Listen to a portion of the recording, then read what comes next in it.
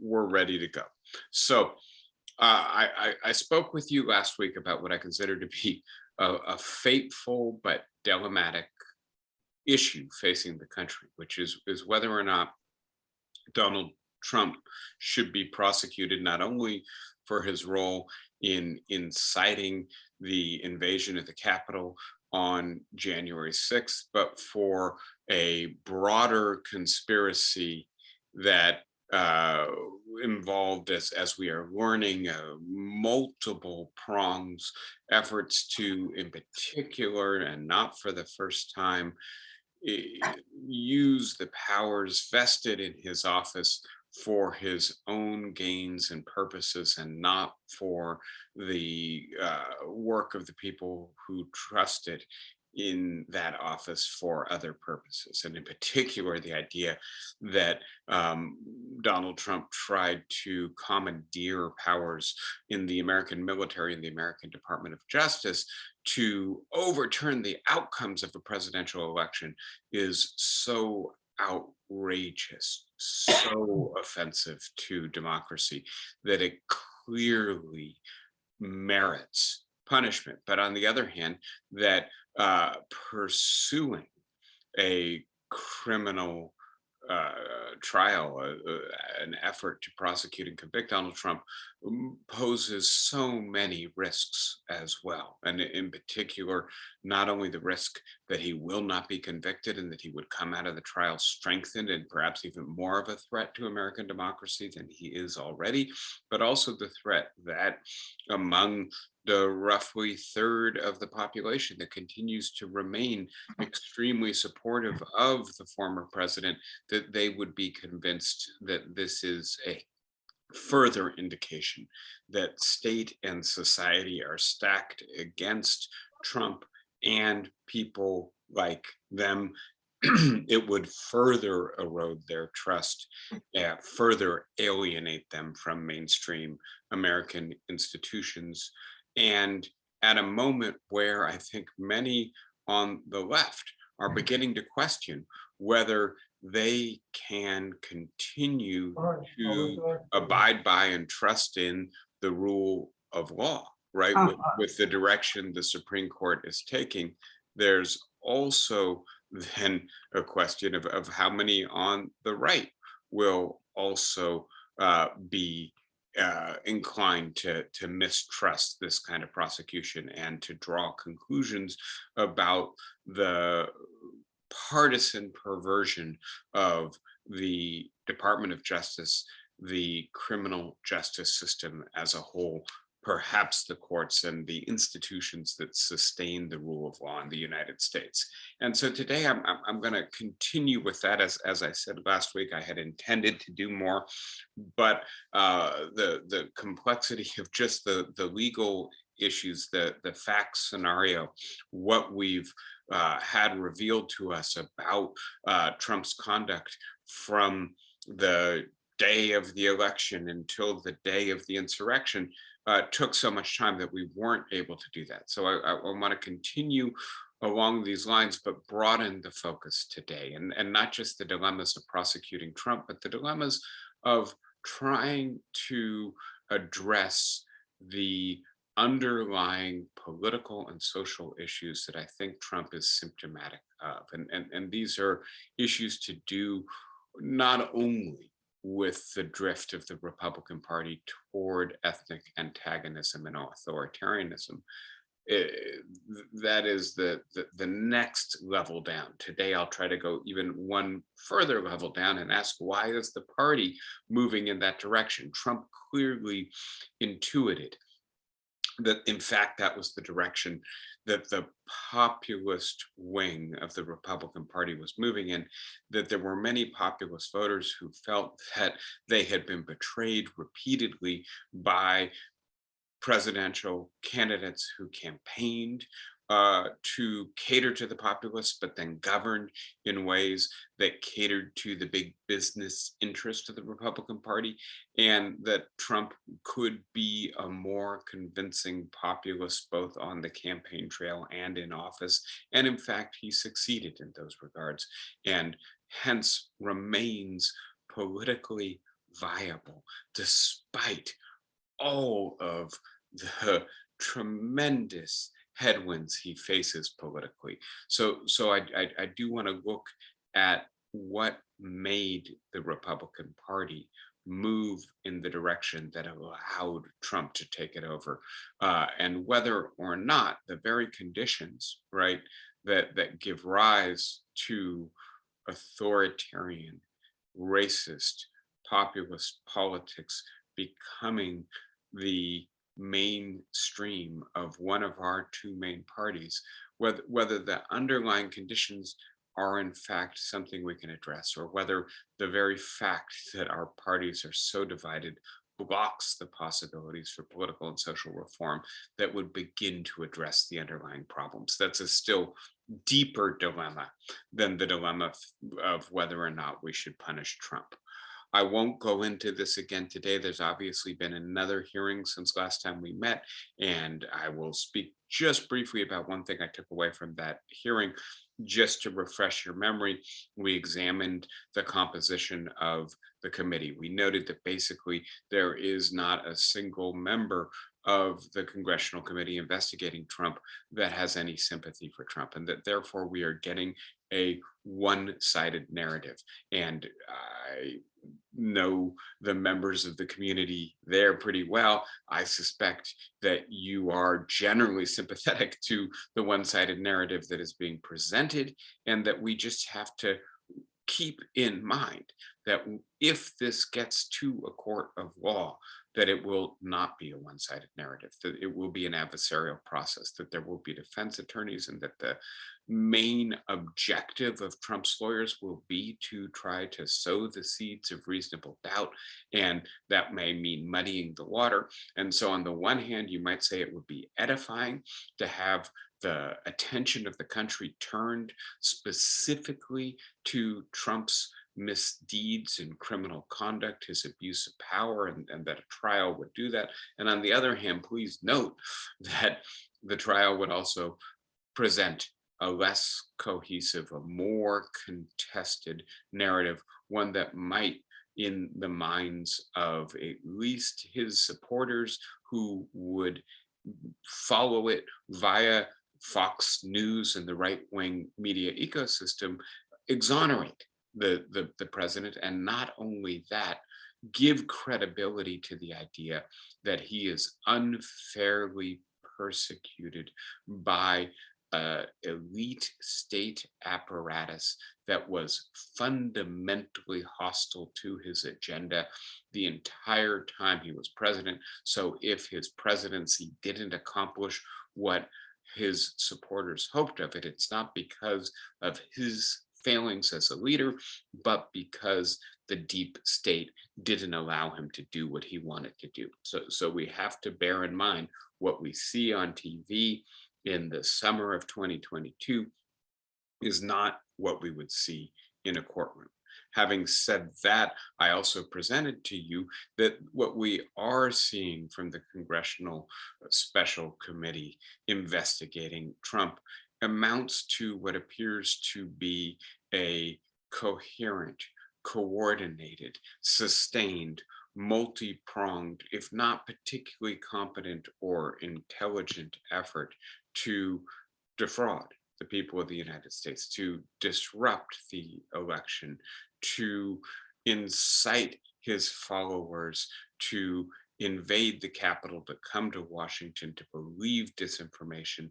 And that although each of these elements by itself might be contested, viewed in the overall context of the combination of what I'm enumerating as 10 aspects of the conspiracy, it becomes more and more difficult to discredit the idea that Donald Trump was doing everything in his power to overturn the election, cared not a bit whether what he was doing was legal or illegal, and frequently, in fact, engaged in illegal activity, which he did his best then to cover up as well, right? And so certainly sufficient evidence, it seems to me, to at least think that the elements of a crime are clear enough to prosecute.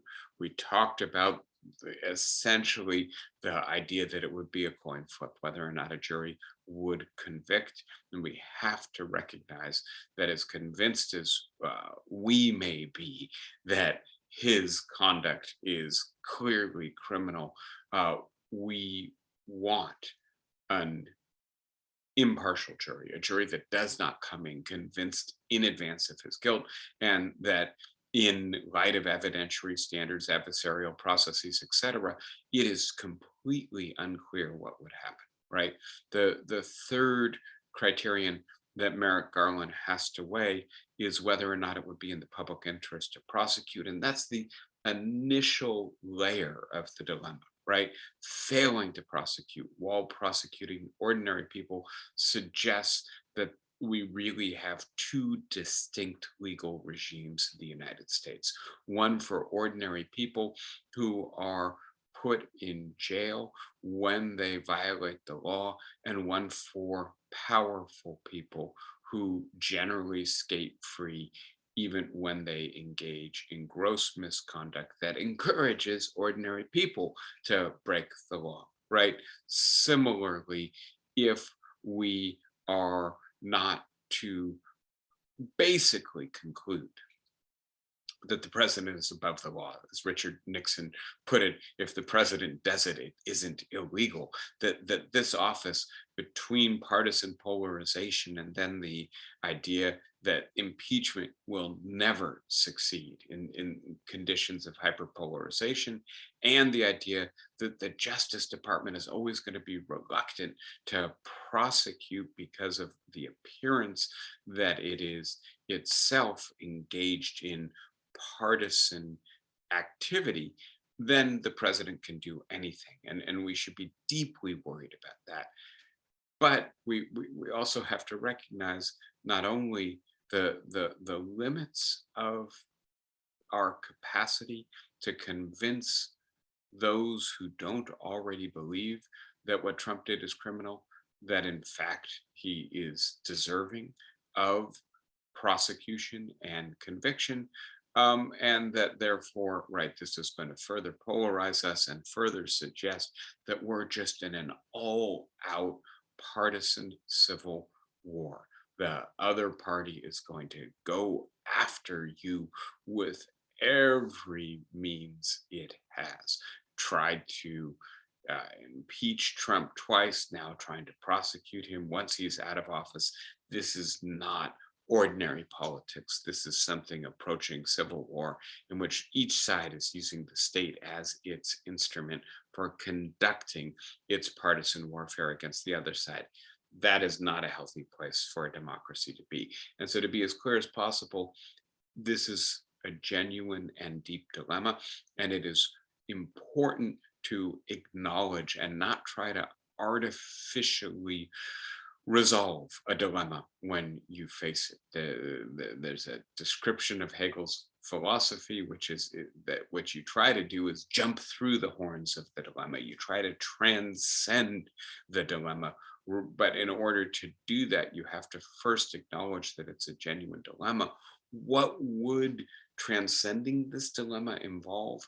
It would involve addressing and repairing the social and political conditions that gave us Donald Trump, a president who had absolutely no respect for the norms of American democracy, that allowed him to escape impeachment twice, and then leaves us in this terrible situation where only criminal prosecution seems to be available to us if we want to hold him accountable for his abuse of the powers invested in his office. How do we get a clearer understanding then of what it would mean to escape the dilemma? How do we figure out what's driving the Republican Party in a direction of ethnic antagonism and authoritarianism? And something that happened in the most recent committee hearing helped me to begin to focus on that issue. And that was actually the presentation of the rally on the night of January 5th, the day before the January 6th rally at the Ellipse. And that rally was primarily attended by white right-wing white hate groups, right? By the Oath Keepers and by the Proud Boys and people who support those kinds of groups. And if you saw the hearing, you may have noticed that they were chanting 1776, 1776, that January 6, 2020, sorry, 2021 would somehow um, be validated as a worthy successor to the American Revolution. And it so happens I'm doing a lot of research on the American Revolution right now, in particular thinking about judicial review. And there's a long, important tradition of what's sometimes called popular constitutionalism, sometimes called the moral economy of the politics of the crowd, or politics in the streets, right? And the idea here is that when faced with tyranny, when faced with political institutions that are so corrupt, dysfunctional, non-responsive, tyrannical, that there is no intra-institutional appeal. There's nothing you can do within the bounds of politics as constituted within these institutions. You have to go outside of the institutions in an effort to alter or overthrow them. And I want to start by noting that although that analogy appeals to some of Trump's supporters who are therefore viewing January 6th either as justified protest or justified revolution, I don't think it has a shred of credibility. And so why is that? And here I want to begin by noting that the 20th and 21st century analog to the politics of the crowd of the 18th century is very different. In that in the 18th century, the state did not have an overwhelming superiority of force against its citizens. It actually relied on ordinary citizens for the administration of law, especially in a colonial context. There was not sufficient state power to simply round up and jail those who disobeyed the law, right? Whereas by the time we get to the 20th century, in America and most of the developed world, it's no longer a fair fight, right? If the people simply rebel, it is quite likely that if the military, the police, the instruments of state coercion remain loyal to the state, they will quickly overwhelm and silence the protest, right? And so the movement in the 20th and into the 21st century has been in the direction of civil disobedience. That is to say, we're not going to literally try to overthrow the state, but what we are going to do is come into the streets with our placards, with our slogans, with our bullhorns, and make it clear when we sincerely believe that the policy at stake, the exercise of power, the social condition is not just something that we disagree with in the realm of ordinary political or civil disagreement, right? I may not like the fact that they collect the garbage on Tuesday mornings in my neighborhood because I'm trying to prepare for my class, but it's reasonable that they do so. I'm not going to try to organize a protest over that, right? But when we look at the civil rights movement at the middle of the 20th century, when we look at gay rights, when we look at Cesar Chavez's work to call attention to the plight of immigrant workers, when we look more recently at feminism and protests against Donald Trump or against the Dobbs decision overturning Roe v. Wade, perhaps most obvious, most salient in our current moment when we look at Black Lives Matter, the effort here is not literally to overthrow institutions, but to make the majority or those who support unjust policies or who administer them have to reckon with the fact that a substantial portion of their fellow citizens consider it to be so unjust that they are not willing to follow that law or going to try to disrupt ordinary life to call attention to their deep conscientious objection to what is being done to them. And so um, the reason, right, January 6th does not fit that mold is first of all because it's violent, right? And people die, right?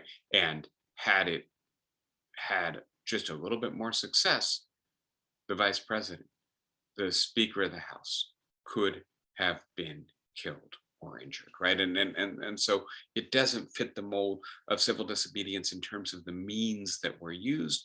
It also doesn't fit the mold in terms of the content of what was being protested, right? Which is to say that this was an effort to disrupt democratic institutions, not to use them to reform policy, right? And again, I think both those elements matter for saying back to the people who want to claim the mantle of 1776, no, you've got it wrong. You're confused, you're mistaken if that's what you claim.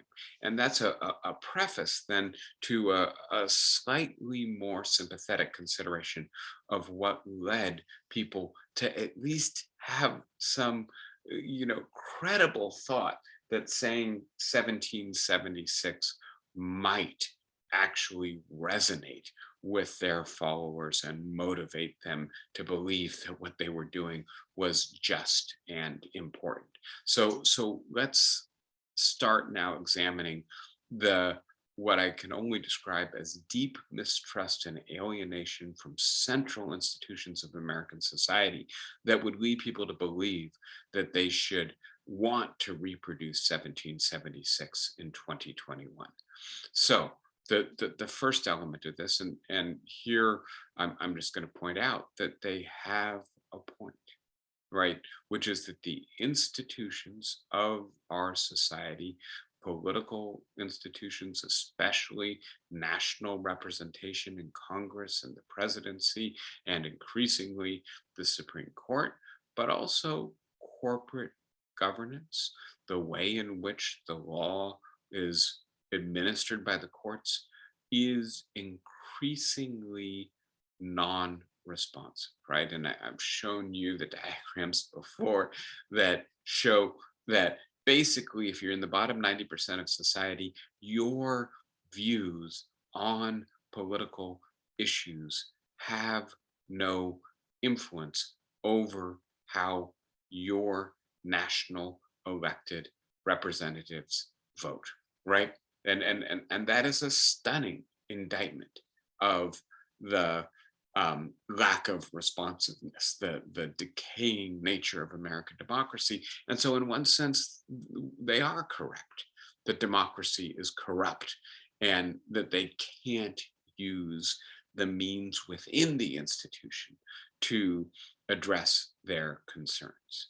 A second, and I think still quite sympathetic nature of the grievance that leads them to be so alienated from institutions that they would rather attack them than use them is that the economy increasingly threatens to render persons like them precarious or dispensable, right? Precarious meaning that they are really not sure how they can make ends meet on what they make. They're employed, but they are not getting a wage sufficient to afford a decent standard of living. And that's getting worse, not better, right? Dispensable, meaning that they see a future in which they're not even going to be precarious, in which the work that they have now, which is inadequate to affording a decent standard of living, may be rapidly disappearing. And this is from people who had expected that they would maintain economic security based on recent history, based on the implicit social compact of American society. So they feel that their expectations have been violated. And you add that to non responsiveness, nobody in elite institutions, whether the government or corporate America, cares, is willing to do anything. Right. And so two grounds of alienation from institutional politics, suggesting that we can't just take our grievance within them, we have to attack them, that I think we should have some sympathy for. Now, let me turn to two further grounds that I think are much less sympathetic. The first is that the culture, and then these are both culture shifts or deep changes in the grammar of our culture. But the first refers to, I think, the political culture specifically. And it's a political culture that increasingly challenges or even stigmatizes identities that were understood until quite recently as carrying prestige and privilege. And here, of course, I'm talking about white working class and especially male social identities, right? And the idea that persons who not only felt economically integrated, but as if they were the backbone of American prosperity, might, dynamism, as recently as 50 years ago, now feel increasingly that the elite are pointing their finger at them and saying, you do not deserve what you have. It was purchased at the price of unfair advantage, injustice. And by the way, we're going to try to teach your children that you are the beneficiaries of unfair advantages, right? And although again, I want to be as clear as possible. I think that's always a very difficult argument to make. John Stuart Mill, I think, was perhaps the first to observe that it rarely succeeds, that really you have to wait for a generational change for the subsequent generation to be able to say, well, yes, our parents were the beneficiaries of advantages that they got due to institutional unfairness.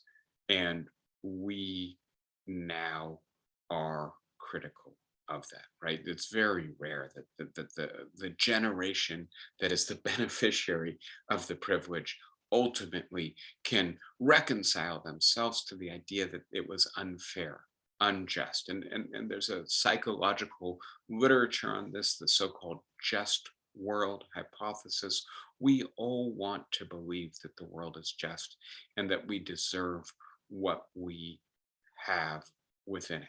And that the idea that the world isn't just, right? That for instance, bad things happen to good people, right? That's sometimes called the problem of theodicy, the problem that world religions have tried to address, right? By saying, well, even if this world isn't just, there's a just world waiting for you, or that somehow or other in the karmic balance, you your suffering is not merely meaningless and uncompensated for, right? And so I think recognizing the depth of this psychological tendency by noting how important it is to the world's religion and not just to 21st century American politics helps us to understand the depth of the challenges, that the reckoning we're in the middle of, about the fact that racial privilege continues to structure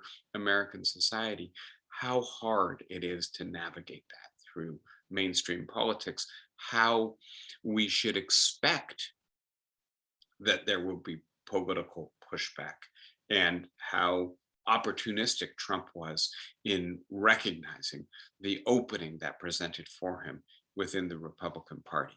Related to this, but I think a broader cultural change that we've talked about before, that our culture is moving very rapidly in the direction of being a post traditional culture in which traditional social roles and norms are systematically questioned, and many of them lose their normative or integrative force, right? And so I've pointed out to you that 20% of the American children, right, do not fully identify with the gender that they were assigned at birth, right? 1 in 5. It's a stunning statistic.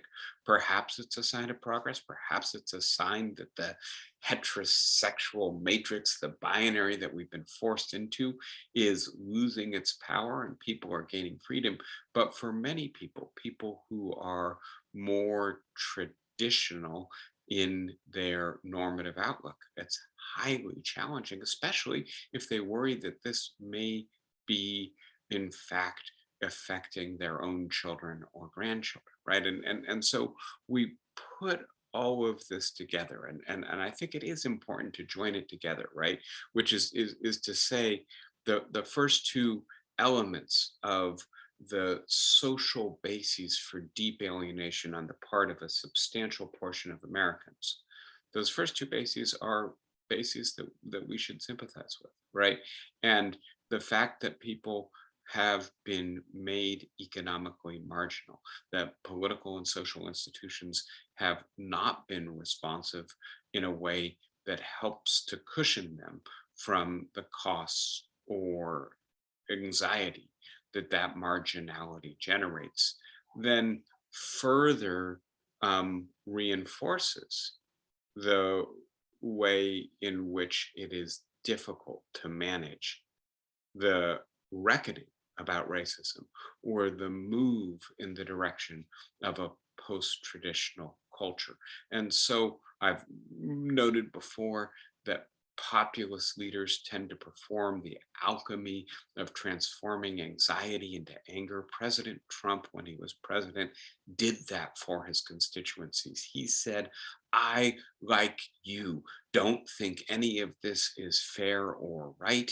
And therefore, I am going to be the advocate of reversing this in the White House. And he was very good at finding scapegoats, right? Launching a trade war against China and then blaming China for COVID, or trying to erect a wall at the southern border, and obviously a whole series of cruel immigration policies to try to say the reason you're losing your economic opportunity and your cultural privilege is because of these people. By the way, again, if you watch Tucker Carlson almost on a nightly basis, he tells you that Democrats are abetting illegal immigration into the United States because it is to their electoral advantage to do so, that they are also illegally abetting the naturalization of the illegal immigrants because they're going to vote for Democrats, right? And so this is part of the story of why we build a wall, why we engage in cruelty. And when we also have a media system that amplifies Trump, that reinforces Trump, that feeds Trump some of his most potent themes, right, then it becomes credible that Trump is the advocate of this large segment of ordinary Americans who feels left out, unjustly treated and condescended to by the elite. And it also seems unbelievable that he would be removed from office, right? And so having, I hope, made as credible, as at least intelligible as possible, the idea that somehow the invasion of the Capitol on January 6th was a replaying of 1776, or somehow was justified by that precedent. Let me now turn to the fact that obviously there is a basis here that requires genuine legislative and social redress. It is obviously problematic that our political institutions have become so non responsive. It is obviously unjust that so many people have been rendered economically precarious and fear that they may end up dispensable. But having said that, that does not mean that we can endorse or tolerate political violence with racist elements. And so this is the difficult issue.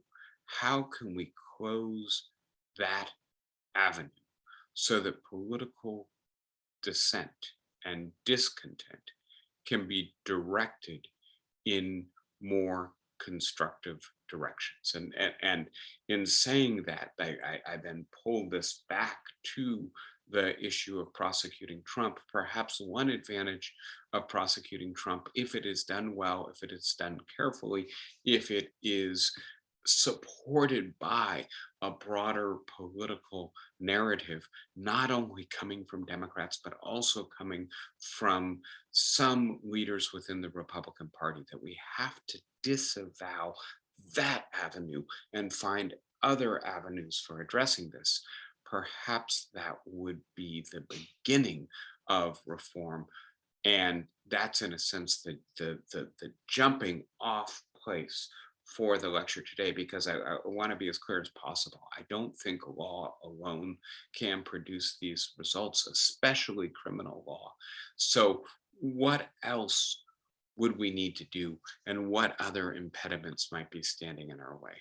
Let me be very quick about this, which is, in a sense, the conclusion of what I'm saying to you is that the decision on whether or not to prosecute Trump, the dilemma that it presents, is symptomatic of underlying rot in American democracy.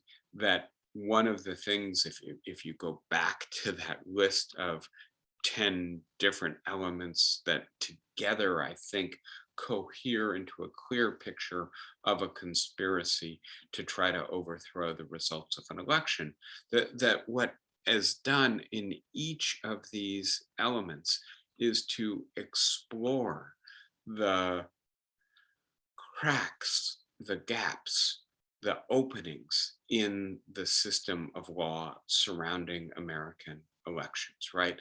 And that, in a sense, any system of law, in order to be an effective system of political regulation, has to not only be obeyed in the letter, but also obeyed in the spirit. And what stands behind that cliche is the sociological truth that it is only when a legal system is met halfway by the willing adherence that includes not only a examination of the legally announced rule, but also some sort of broader understanding of what the system of rules is trying to accomplish, that a legal system actually works, right?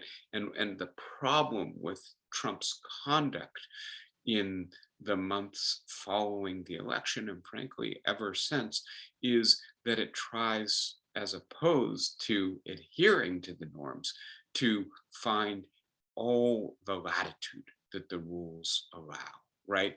And so we don't just need to enforce the rules, we need to repair the norms. And that's much harder work, work that cannot be accomplished by merely enforcing the rules. So, why is this, right, happening? Why is the Republican Party moving in a direction of ethnic antagonism and authoritarianism? Why do a substantial number of Trump supporters continue to remain loyal to him despite the fact that he is increasingly exposed as having lied to them, trying to cheat the American people? And here I want to point to two things that will be familiar, all too familiar from previous lectures. The first is the racial basis of the partisan split in America, the whiteness of the Republican Party, the diversity of the constituents of the Democratic Party. And in a society where we are growing increasingly diverse, then what this does to the outcome of national elections, right? Going back to Bill Clinton, right? It's amazing to see only one national election do the Republicans win a majority of the popular vote. And so the trend line is very clear. This trend line means that it's very hard for Republicans to win elections in a diverse democracy, especially if the playing field is level. And that this then raises a question: why don't the Republicans try to diversify their constituency and their party? And here I think this quote from Ronald Dworkin, and we've talked before about the shifting demographics, how basically about 99% of the area of the United States has become more diverse over the last decade.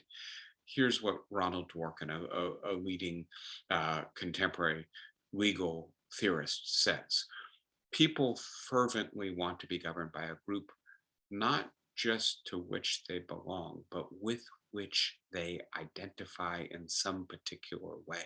They want to be governed by members of the same religion or race or nation or linguistic community rather than by any other group.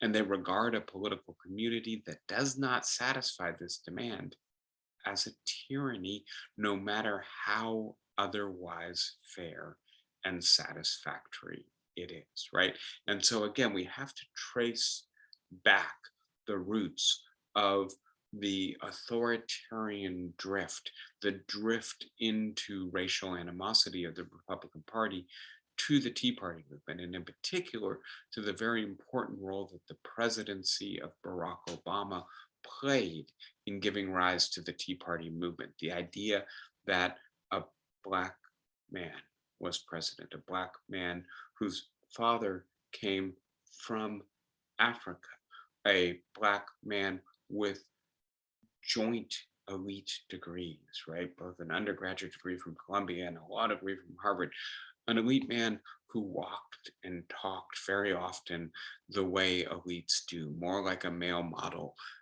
than a working class guy, right? And that this then represents to many Americans that they are not being governed by those with whom they identify.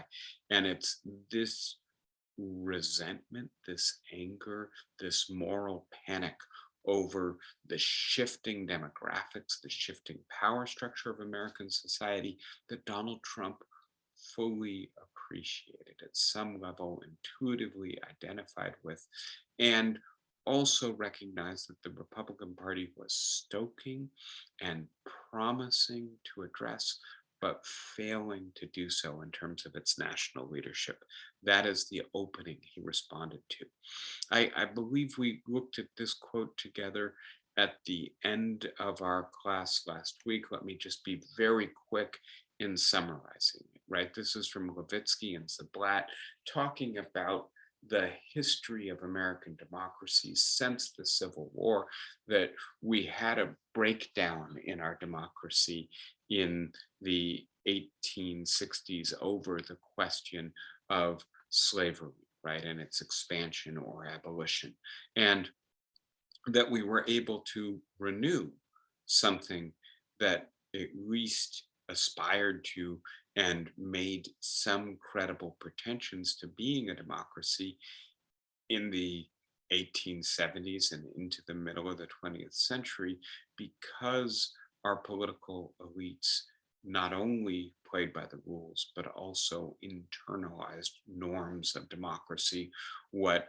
Levitsky and Zablat refer to as the guardrails of democracy, elite conformity with norms that make institutions function, right? But that beginning in the middle of the 1960s with the civil and voting rights laws, the challenge of one party racial exclusion and authoritarianism in the South that they represented, the breakdown in those norms, the re-emergence of deep polarization, as they say at the conclusion, paradoxically, the very process of democratizing, of allowing racial equality for citizens, um, uh, produced or began a fundamental realignment of the American electorate that has once again left our parties deeply polarized. This polarization, deeper than at any time since the end of Reconstruction, has triggered the epidemic of norm breaking that now challenges our democracy. Please note this was written in 2017. It perfectly anticipates what Donald Trump is doing in 2020 and 2021, and the idea that the Republican Party in the Senate is not going to vote for impeaching Trump, despite the clear evidence of norm breaking, of illegal conduct, right? They find a technical fig leaf to hide behind. He's not going to be president anymore, so we can't impeach him, right? And this speaks to the rot in all of our institutions, our conservative party, the responsiveness of our elites, our media system, and the rising inequality, and the fact that 12% of Americans live on less than $5,000 a year, right? Hard to fathom that fully 40%, almost 50% of our population earns $30,000 a year or less. That this then is the context in which a substantial portion of Americans, 25% overall, perhaps a plurality of Republican Party members, believe that the election was stolen, and nearly 10% of Americans believe that violence is justified to reverse the outcome of the theft of the election in 2021. And as I've pointed out to you, there's a strong correlation between people who believe that the election was stolen and that violence is justified, and those who believe in the great replacement theory that African American or Hispanic people will have more rights than whites. And so these are people who recognize, I believe, that we have had a long history of racial domination, domination of white or European Americans over African Americans, and they believe that the alternative to that is not equality, parity, cooperation, forming interracial coalitions, but instead reversing domination, right? And so they are then inclined to think that they have to resist Biden, resist Kamala Harris, etc. Similarly, and here we get into the truly kooky, but nevertheless scary stuff, the QAnon conspiracy theory. 54% of the people who believe that the election was stolen and violence is justified to overturn it also believe that a secret group of Satan worshiping pedophiles is ruling the US government. And again, this speaks to the depth of alienation, the depth of mistrust, the depth of hostility. I hope that for most of these people, they don't really believe this, but it's a way, in a sense, of saying the government is so non-responsive, so out of touch, so indifferent to our suffering, so demeaning of our situation, right? That they might as well be Satan worshiping pedophiles.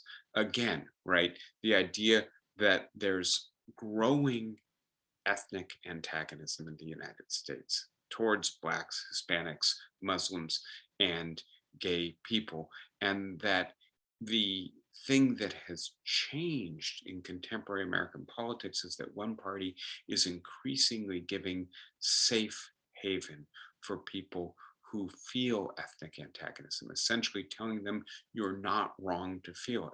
So this is a quote from an earlier book that is quoted within this article presenting this data. He's Larry Bartels and Aiken say the desire for a strong leader who can identify domestic enemies and who promises to do something about them without worry over much about legalities. Those germs mutated to fit the particular local subcultures are latent in every Democratic electorate, waiting for sufficiently widespread human suffering to provide conditions for their explosive spread, right? And then when I turn to the actual description of the authors here, of those diagrams I was showing you, tracking the migration of people who feel high levels of ethnic antagonism into the support for Trump and the MAGA wing of the Republican Party, this is what they say in describing their findings. A consistent hatred towards Democratic aligned groups is what differentiates Trump approval from overall approval of the Republican Party. As social sorting promotes both in group love and out group hatred, we see that both are used to Trump's advantage. In contrast, it is mainly in group members' positivity that relates to support for the Republican and Democratic parties. This all raises the possibility that the Trump era is ushering in a new normal to American politics in which support is derived not just from appealing to in group affection, but from outright belittlement and denigration of the opposition party and the social groups that comprise its members. When support for a party's candidate comes from active hatred for certain social groups, as we have found in the case of President Trump, this fundamentally changes how political candidates construct their campaign strategy and messaging. In this new normal of American politics, a candidate's coalition building isn't about finding groups of people who support their cause, but finding people who actively hate and want to harm the other side. The chance of national cross-partisan coalition recedes as this type of politics proliferates. And I want to come out of the slides for a moment to point out to you, right?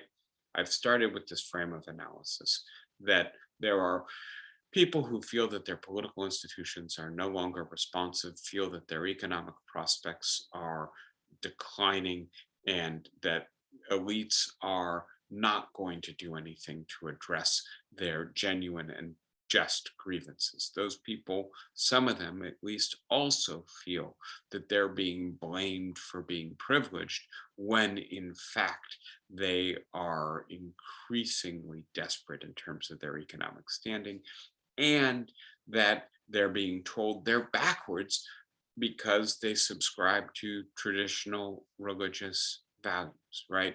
And that those people are, as a result, increasingly poisonous or toxic in American politics, increasingly mistrustful of democratic institutions, willing to support political violence that attacks democratic institutions, that flies under the banner of the Confederate flag in 2021, right?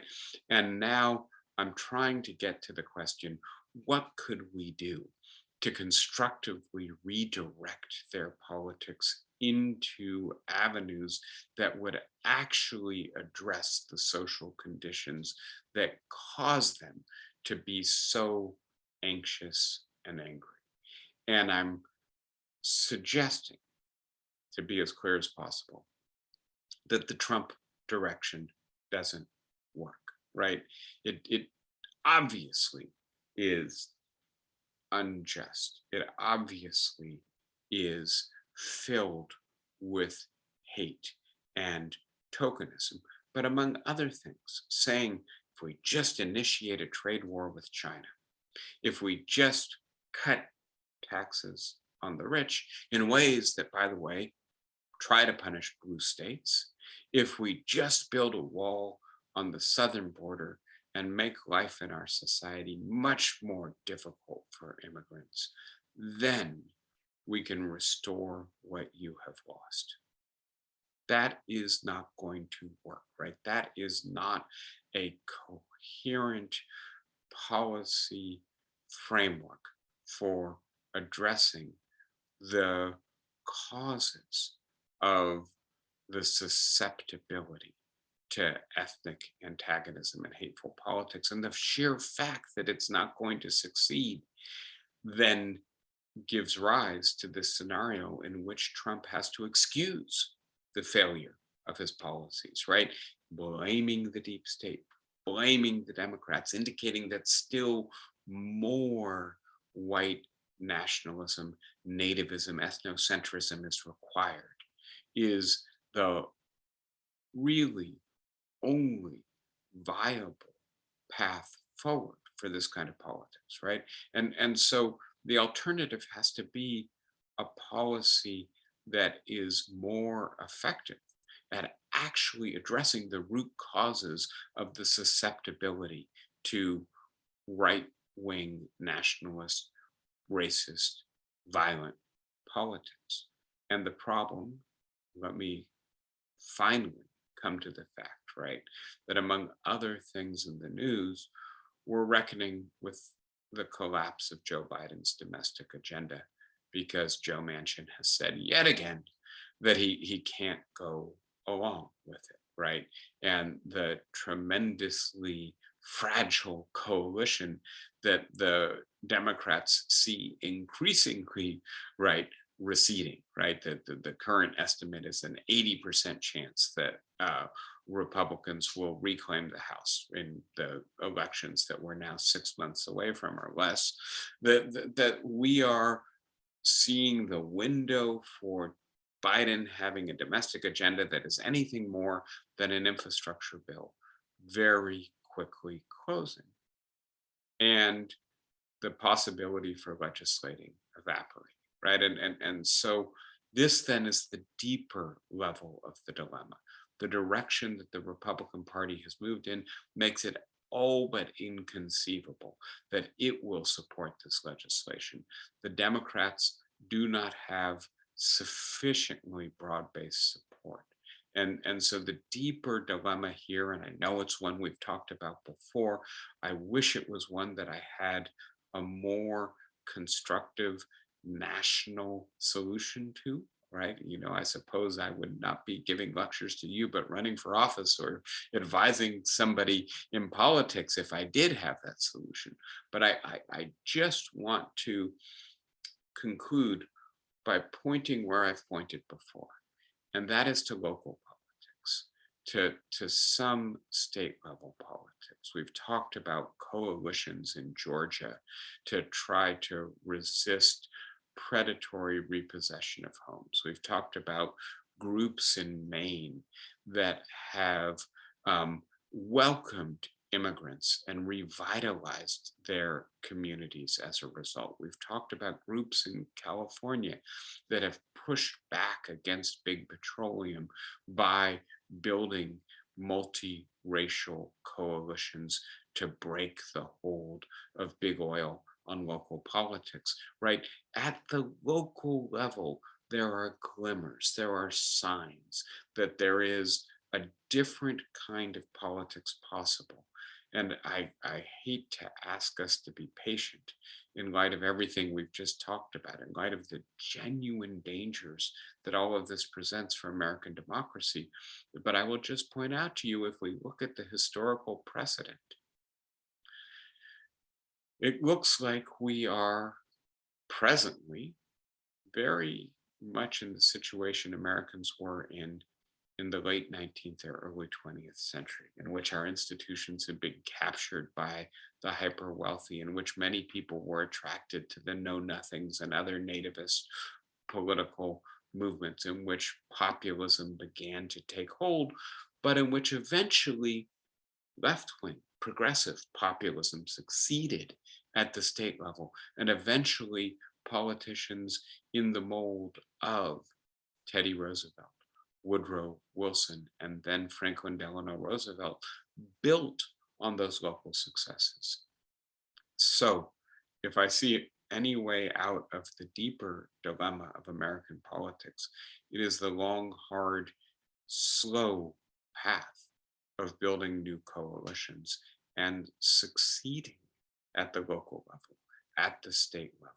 And of course, I speak to you from a progressive state to people in a progressive state. In a sense, perhaps we need to redirect our energies elsewhere for the time being. I'll stop there. I imagine you guys have questions and comments as always. Who wants to start us out? Wilma, you look like you're outlined, like you're ready to say something. Is that true, or is it just a trick of Zoom? No, what I wanted to say is you left out of one of the major forces now the misogyny in the country. And the next thing is, when are they going to come for the Jews? Because that's part of the right-wing agenda always. So thank you, Wilma. And I perhaps underemphasized the misogyny. I spoke about gender issues and being in a post-traditional society, and the idea that many people are uncomfortable with, for instance, their children not simply fitting neatly the gender norms that they are assigned at birth. Certainly a key aspect of that is the question of whether or not women will continue to become more powerful in an information-based economy, whether or not that will undo patriarchal norms in the family and in society. So I completely agree with that. I didn't emphasize it enough. Thank you for the correction. When will they come for the Jews? On the one hand, we can't neglect, right? And you saw the testimony in front of the January 6th committee on Tuesday. I can't remember the man's name, but he was the former spokesperson, media person for the Oath Keepers, who said it's when they began denying the Holocaust that I decided I couldn't be part of this organization anymore, right? And we saw in Charlottesville people mutating from "you will not replace us" to "Jews will not replace us," right? Flying Nazi flags, the swastika, marching in Ku Klux Klan uniforms, carrying lit torches, right? So the symbolism is there. The strands of hate typically often run in the direction of anti-Semitism. I think with Donald Trump, it's very difficult because his daughter and son-in-law, who are his chief advisors, are of course Jewish. And so in one sense, perhaps that little turn of fate has spared us from what must be a temptation for Donald Trump. And please note, I have no idea how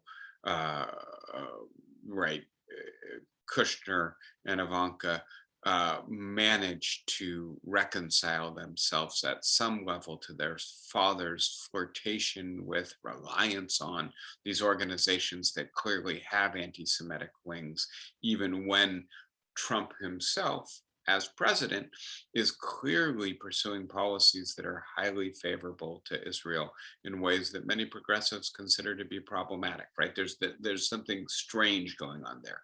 But Wilma, I guess I want to say the issue with misogyny and gender is very clear cut. The issue with anti-Semitism is a little bit more complex. Anybody else with a comment or a thought for today? Flossie, go ahead. Are you unmuted?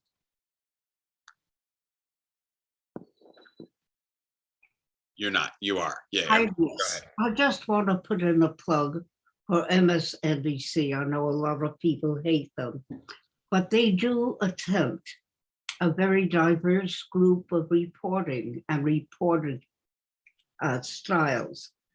And for some people, MSNBC is just too much to take. But Rachel Maddow has put herself in a position where she speaks only on Monday, but is evidently very much part of the movement that is trying to put Trump away. But there are so many different people of color and of freedom to say some once in a while things that I don't like to hear, but I do see Black faces, I see yellow faces, I see Muslim faces, and I think that they're moving in the direction against Mr. Carlson, who is lunatic. Thank you, Flossie. And I certainly don't find MSNBC to be a bridge too far for me. What I would say I would encourage people to consider doing in terms of their media package is diversifying your sources, right? And so, you know, in addition to MSNBC, whether it's a mainstream commercial news outlet like ABC, or a international outlet like the BBC, or a public affiliate like the PBS, and then obviously also reading, and that one of the things I think is the case in the American media system right now is that there's a competition between two models of producing the news, one of which has to do with the old-fashioned model of trying to make sure that we have a firm understanding of facts, history, social complexity, and that our public servants are held to account when they tell us things that aren't true. But on the other hand, Fox has really introduced an entirely different model of identity confirmation, just kind of, you know, hearing the echo chamber that makes you think my side is absolutely right and I should feel outrage. And unfortunately, it's the case that it's not only Fox News anymore, right? And so a degree of skepticism about probably every media outlet, and then an effort to then try to figure out if you can triangulate. MSNBC says this: it's good that they have diverse reporters, that they're presenting perspectives that have been marginalized in the press up until this point, and that as a result we are hearing things that we haven't heard up until this point from mainstream media. Can I find another source that verifies that information before I take that information as the simple truth on the matter? That's the only thing I would say with regards to, you know, whether or not we should rely on MSNBC or any single outlet at this point. David, Yeah. David, Yeah. Who is that? This is Iris Winogrand. Oh, hi, Iris. I wasn't seeing you. Hide in the shadows. But Yeah. my biggest concern right now, given your advice about the importance of local elections, and we know we're pushing for that, but if this case before the Supreme Court moves in the direction of Moore versus, and I can't remember the group that's fighting it, but it will allow legislatures to control the outcome of elections. Oh, God, yes. And therefore, local efforts will be undermined. And I wondered how you can see your way out of that kind of control. Yeah, so this is a really important case that we'll have to monitor closely and then see how it's decided roughly a year from now. And you're right, Moore is the first name of the case, and I too am not remembering the second name of the case. But there's a language in the Constitution that says that state legislatures get to regulate time and place, et cetera, of elections? And does that mean that state courts can't? Right. And so, as we know, with many of the efforts at partisan gerrymandering and the redistricting process following the census of 2020, the state legislatures often have drawn highly partisan maps. And state courts are sometimes saying that is invalid. Right. And by the way, I'm in one of those states that tried to create districts that moved the balanced representation in the state highly in the Democratic direction, and a court said no. Yes. Right.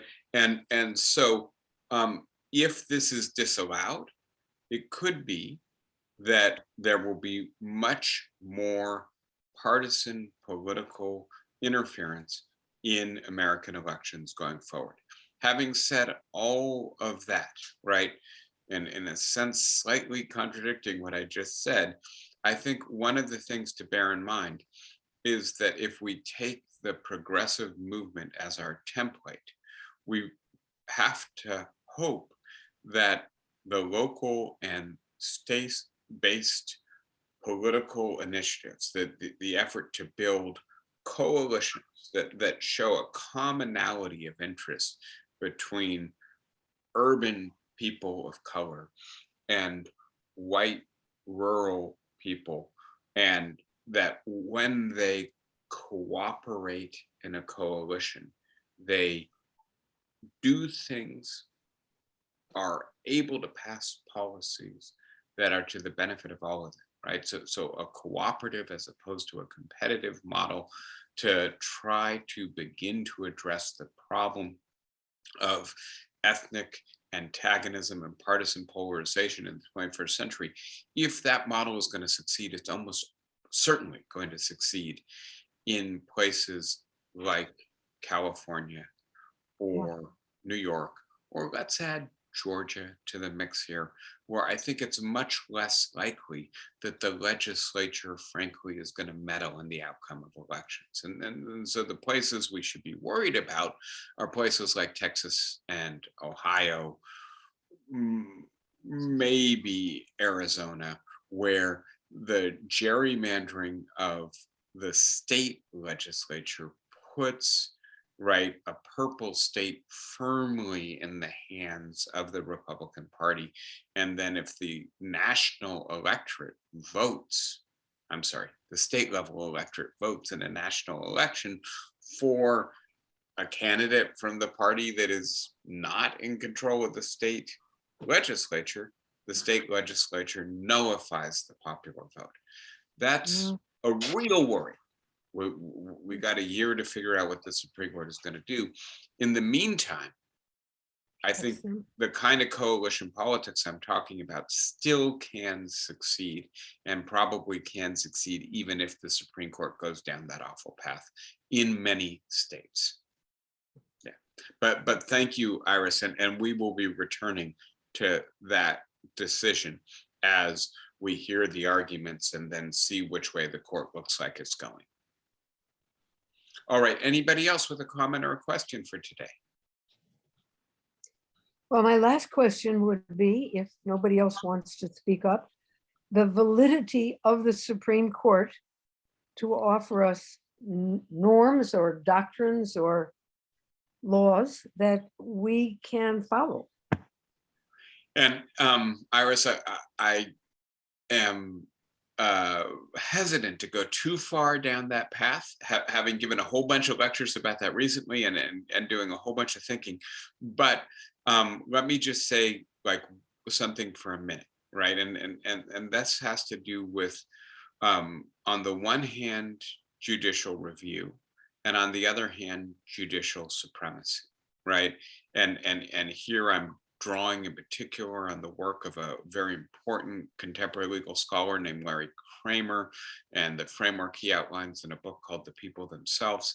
And the idea that it seems to me, background normative framework in which judicial review makes sense in a democracy, in which 9 appointed people get to tell us what our Constitution means. The only condition in which that makes sense is if they are understood as agents or principles of the people, and the ultimate authority over interpreting the Constitution is the people themselves, right? And so that's not a model of judicial supremacy. That's not the model in which the Supreme Court gets to say, as Samuel Alito said in the Dobbs decision, we cannot be sensitive to what the people think or what the implications of our decisions are going to be. As opposed to that, it is absolutely the duty of the Supreme Court, if it is going to claim authority over the Constitution, that it see itself as a democratic and responsive institution that is trying to, in a sense, protect the people from legislative encroachment on the Constitution without them having to go into the streets to overthrow their government, right? And that, in a sense, when we look at the deliberations around the ratification of the Constitution, there wasn't a ton of discussion of judicial review, but that seems to be one of the main arguments. And so if you are an originalist, which I don't think it's a coherent point of view, but if you are an originalist, one of the things you have to say is, wow, the Supreme Court was never intended to have the kind of authority that allowed it to ram its interpretation of the Constitution down the throats of people when the majority of the people have a stable, different view of the meaning of the Constitution. But that's just teasing a much more complex topic. Maybe we'll come back to that again at some point in the not too distant future. I know many of us are really concerned about the direction the current court is taking. All right, everyone. Good being with you again today. Take care, be well, be safe, right? You know, that we got another surge, and maybe we shouldn't even say surge. Maybe this is just the way it is for a while. The virus is still afoot and we have to protect ourselves from it. I look forward to seeing you next week. Take care, everybody. Bye-bye. Thank you, David. Thank you, guys. Bye-bye.